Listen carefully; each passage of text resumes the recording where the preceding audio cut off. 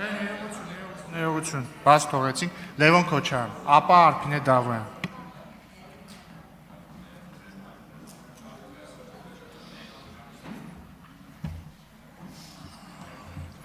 Սիրելի հայրենակիցներ, այս քանի օրը հնչեցին տարբեր ելույթներ, ես կփորձեմ անդրադառնալ։ Պարոն Լևոնյան, խանգարում եք։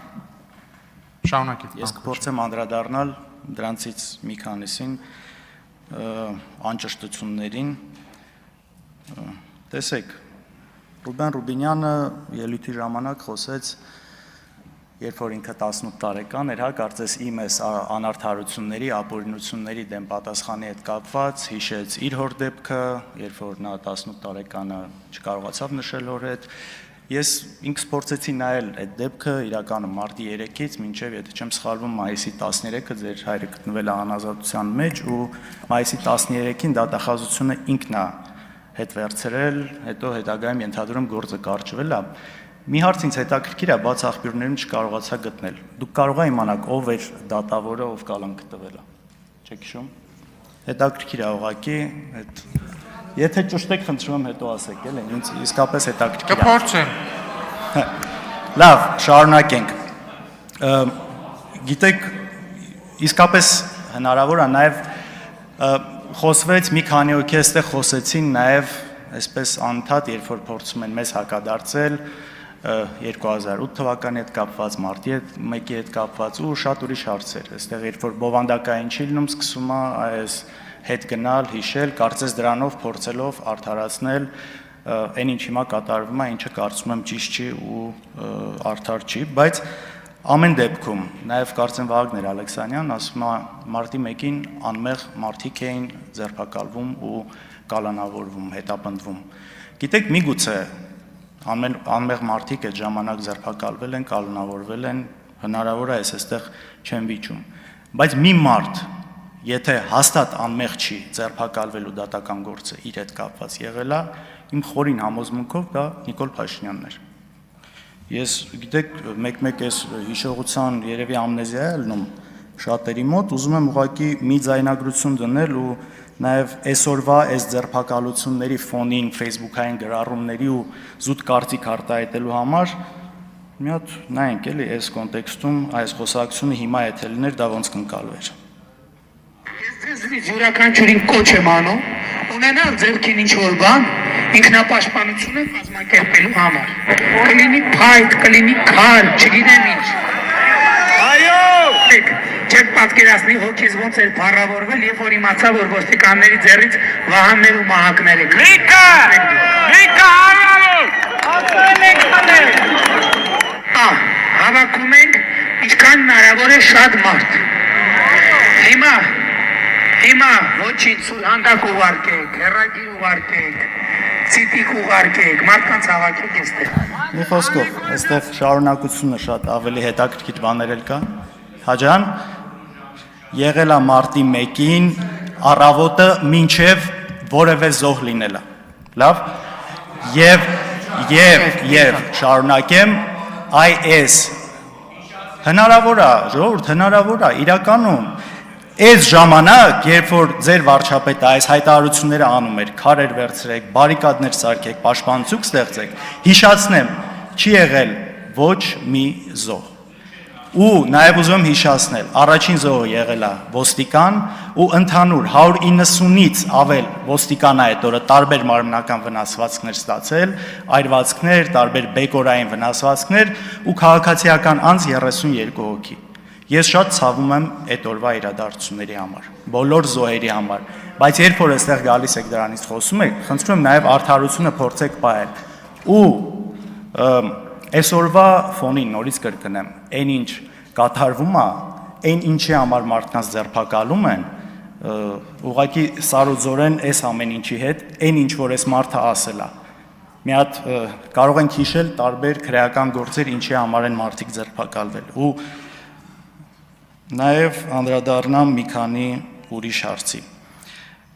Բարեկիրթության մասով, գիտեք, իմ խորին համոզմամբ բարեկիրթ կամ լինում են կամ չեն լինում։ Մարդ չի կարող այստեղ լինել բարեկիրթ, սրանից դուրս չլինել բարեկիրթ։ Երբ որ դուք սահմանափակում եք ապօրինի կերպով, օրինակ, հորս արտերկիր մեկնելը։ Դրանից հետո որոշ հենց միանգամից դա տեսախցիկը նկարած, ԱԱՑ-ի տեսախցիկի նկարածը հայտնվում է րոպեների ընթացքում։ Իսկապես րոպեների ընթացքում իշխանական մամուլում սա հայտնվում է, ու սրա շուրջ ինչ որ մարդիկ, որ նաև այսօր այստեղ են գտնվում, սկսում են ամենալկտի ձևով գրառումներ անել։ Սրա պատասխանը ուրիշ տեղ, ուրիշ հարցությունում մի օր տրվելու է, բայց սա բարեկրթությունից բացարձակ հեռու է։ Եթե ուզում եք լինել բարեկիրթ, միայն այս ամբիոնում չի դա պետք լինել, դա պետք է լինել եւ Facebook-ում, եւ այս դահլիճից դուրս, եւ ամեն տեղ։ Ու ընդհանրապես այս բարեկրթության հարցը մի հատ տեսեք 18 թվականից հետո դեպքերը ինչպես զարգացան։ Ինչ կարգի բաներ թույլ տրվեց մարդկանց հասցեին, ինչ կարգի արտահայտություններ, ինչ կարգի լկտիություններ։ Ու այս ամեն ինչից հետո գալ այստեղ խոսալ բարեկրթությունից, կարծում եմ առնվազն ազնիվ չեք։ Ալխազ Ղազարեն օրինակ ասում է, երբ որ մենք խոսում ենք ընտրություններ կեղծելուց այս ընթացքում ու ամեն այսպես ցցում բանը իհարկե Բարգավաճ Հայաստանի մանդատները կոնկրետ գողանալն է եղել, ասում է, լավ ժողովուրդ, ասում է, մեզ մեղադրում եք, որ ընտրություն ենք կեղծել, բայց 49% ենք տարել, նաև ասում եք 50-ից ավել չենք տարել։ Եթե կեղծող ենք, ասում է, մի քիչ էլ ավել կկեղծեինք, էլի 50 կլինեինք։ Դուք Հայաստանի 30 տարվա գրեթե բոլոր ընտրությունները համարում եք կեղծված, եթե չեմ սխալվում։ Օրինակ 2003 թվականին հայրս ընտրություններին տարել էր 49% ձայն Ստեփան Դեմիրճյանի հետ։ Հիմա այս նույն տրամաբանությունը մի դեպքում աշխատում է, մյուս դեպքում չի աշխատում, ո՞նց է, էլի։ Կարելի է չէ նույն բանը ասել։ Էդուարդ Աղաջանյան, դուք ասում եք, եթե երբ որ ես խոսում եմ իրավացիորեն նաև անցած սխալներից, ընդունում եմ որոշ բաներ կարող է համաձայն չլինեմ, ասում եք, եթե ուզում եք տարանջատվել, գնահատական տվեք ինչ որ նման բաներ։ Տվեք ու նաև ասում եք, այնքան ինչքան էլ մենք վատը լինենք, ձեզնից վատը չենք լինելու։ Գիտեք, նախ տարանջատվելու խնդիր չկա, կա միայն մեծապարտություն բոլոր սխալներով հանդերձ։ Միայն մեծապարտություն։ Դե տնտեսական ցուցանիշների առումով միջինը երկնիշ տնտեսական աճ 10 տարվա ընթացքում։ Ու թե ամենակարևորը խաղաղության ու անվտանգության առումով։ Տեսեք, Քոչարյանի 10 տարիներին խաղաղություն կար, Արցախ կար, Նիկոլ Փաշինյանի ժամանակ չկա։ Չկա, պարզ է, չէ՞։ Այս առումով ու մեկ էլ որ այստեղ գալիս եք տարբեր այսպես մեղադրանքները հնչեցվում, նաև բարեկրթության էլի այս անկյան տակ շատ վատ է, որ մարդ գալիս է իմանալով, որ մի բան բոլորը կարող են սխալվել, բայց երբ որ գիտի հստակ սուտ է խոսում մի բան ու գալիս խոսում։ Օրինակ, իմ հետ կապված, չգիտեմ, թիկնապահներով կամ ինչ որ հաղորդումների ժամանակ հաստավից ինչ որ մարդկանցով է քայլում։ Նույն բան կա։ Օրինակ, Էդուարդ Աղաջանյանի ավագ քրոջը ես ճանաչում եմ, փոքր տարիքում նաև մտերմություն ա եղել, ընդհանուր շրջապատ ա եղել։ Ինձ երբևէ տեսել է նույն այն ժամանակ թիկնապահով կամ մնացածով։ Կամ ինձ բոլորդ այստեղ տեսնում եք, թե գալուց, թե գնալուց, թե տարբեր տեղեր։ Ու գալ այստեղ այդ միտքը ասել, ինչ է էլի սա։ Նաև արհեստական բանականության հետ կապված այստեղ քննարկում եղավ, ինչքան անթույլատրելի է դա անելը, համաձայն եմ, բայց դուք այստեղ գալիս եք, միացնում եք մի ձայնագրություն, իբր հայրս զանգել է Ռուսաստանի նախագահային, տեսեք, մենք դա պաշտոնապես մենք դա հերքել ենք, գրասենյակը հերքել է, ես հերքել եմ, բայց դուք գալիս եք դա շարունակում եք, սա, չգիտեմ, դժվար է նորմալ բառապաշարով սրան մեկնաբանություն տալ այս ամեն ինչից հետո։ Արայք Հարությունյան, ասում եք, որ դուք գոնե ասում եք իրավապահ մարմինները միգուցե սխալվում են մեկ-մեկ, բայց այդ դատարանները արդար դատավճիռներ են կայացնում։ Դուք լուրջ եք ասում։ Դուք իմ օրինակ, հերո չգնամ, ինձնից խոսամ։ Իմ դեպքերը տեսել եք, դրանից հետո կալանքը, հիմիկվա դատավարությունը։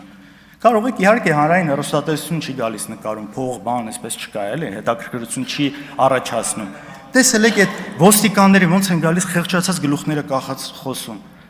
Հասկանում եք ու այս ամեն ինչի հետ միասին, կամ էլ ասում եք օրենքի երկիր է։ Լավ, այս վարչապետը այստեղ նստած կոնկրետ Սամվել Կարապետյանի մասով հրահանգներ է տալիս որ բռնեն։ Ասում է, այսի պիտի սատկի, սրան պիտի նստացնեմ, սրանից պիտի ունեցվածքը խլեմ։ Ժողովուրդը որ մի ժողովրդական երկրի տրամաբանության մեջ է տեղավորվում։ Լավ, գժի տեղ եք դնում այստեղ մարդկանց։ Չի կարելի, հասկանում եք, չի կարելի այս ամեն ինչին։ Իսկ մնացած այլ թեմաների հետաքրքիր ուղղակի ելույթը վերջանում է, երևի էլի առիթ կլինի կանդրադառնամ էլի մեղադրանքներին, որ հնչել է։ Շնորհակալություն։ Շնորհակալություն, նիստը վարողի իրավունքով ես ելույթ կունենամ։